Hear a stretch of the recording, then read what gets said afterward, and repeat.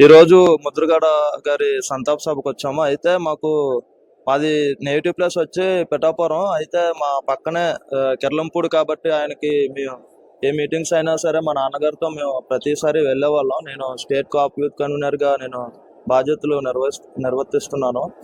అయితే రంగా గారి తర్వాత అంతటి నాయకుడు ఎవరైనా ఉన్నారంటే అది ముద్రగడ పద్మనాభం గారు అని ఇది సభముఖంగా నేను తెలియజేయాలనిపిస్తుంది. ఎందుకంటే ఇది సంతాప సభ కాబట్టి దీంట్లో రాజకీయాలు ఎటువంటివి ఉండకూడదు. కాబట్టి నేను నార్మల్గా చెప్పేది ఏంటంటే కాపులనే కాదు, బడుగు బలహీన వర్గాలు అందరినీ కలుపుకొని రాజ్యాధికారం, కాపులకు రాజ్యాధికారం వస్తే మిగతా కులాలకు కూడా మంచి మంచి పదవులు ఇచ్చి వాళ్ళను కూడా రాజకీయంగా ఎదగాలని ఆయన ఎప్పుడూ ఆలోచించేవారు.